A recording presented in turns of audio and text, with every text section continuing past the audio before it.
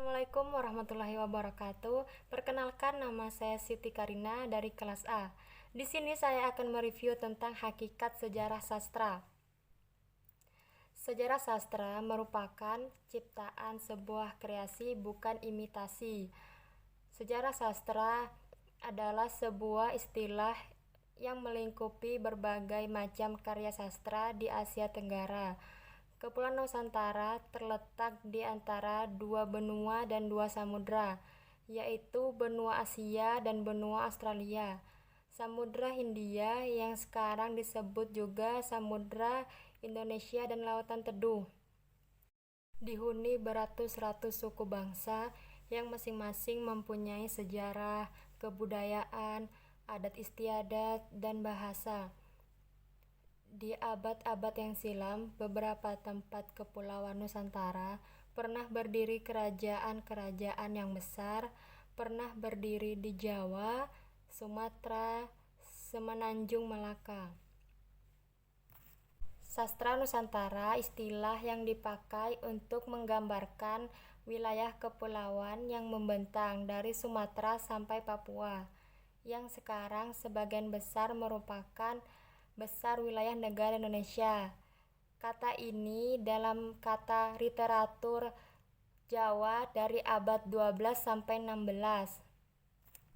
Indonesia terbagi menjadi dua bagian besar, yaitu lisan dan tulisan. Sastra lisan membentuk komponen budaya yang lebih besar, tetapi memiliki sifat sastra pada umumnya. Sedangkan sastra tulisan itu menggunakan media tulisan atau literal. Sastra Nusantara tersebut termasuk karya-karya sastra yang ditulis dalam bahasa daerah Jawa, Sunda, Batak, Padang, Aceh, Melayu, dan sebagainya. Kelahiran sastra Indonesia bertolak dengan direalisasikannya oleh para pujangga baru lewat majalah Pujangga Baru. Abad ke-19 ada hasil-hasil sastra berbahasa Melayu yang tidak ditulis oleh orang yang berasal dari Kepulauan Riau dan Sumatera. Bahasa yang dipergunakannya akan sulit disebut sebagai bahasa Melayu yang murni atau bersih. Bahasa Melayu yang dipergunakan oleh para pengarang bukanlah bahasa Melayu yang tinggi, melainkan bahasa Melayu yang rendah atau bahasa Melayu pasar.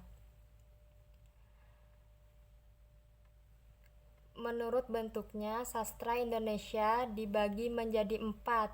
Yang pertama prosa, yang kedua puisi, yang ketiga prosa liris, dan keempat drama.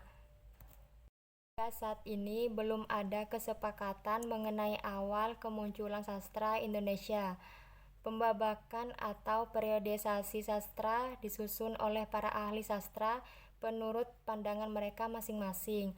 Penyusunan sejarah memang tidak dapat lepas dari kepentingan dan sudut pandang. Namun periodisasi yang disusun oleh para ahli sastra Indonesia sama-sama memiliki dasar argumen dasar yang kuat. Dikenalkan pula dengan angkatan, suatu usaha pengelompokan sastra dengan masa tertentu. Pengelompokan tersebut berdasarkan ciri-ciri khas karya sastra yang dilahirkan oleh para pengarang pada masanya, yang berbeda dengan karya-karya sebelumnya. Sastra Nusantara, sastra lisan yang banyak tersebar di Nusantara menjadi kekayaan budaya bangsa Indonesia yang harus dikembangkan, seperti di Sulawesi Selatan pada masyarakat etnik Bugis, masyarakat yang mendiami etnik Jazirah Selatan Pulau Sulawesi. Bentuk sebagian sastra lisan adalah 1. Sinrilik, 2. Kacaping, 3. Groyang, dan 4. Cerita mitos. Dan pada tataran Sunda ada cerita pantun dan mitos. Sastra tulis di bagian Sulawesi kurangnya meneliti. Sebagian naskah diteliti dari segi filosofi, yakni dari Jawa dan Bali. Dari saya, wassalamualaikum warahmatullahi wabarakatuh.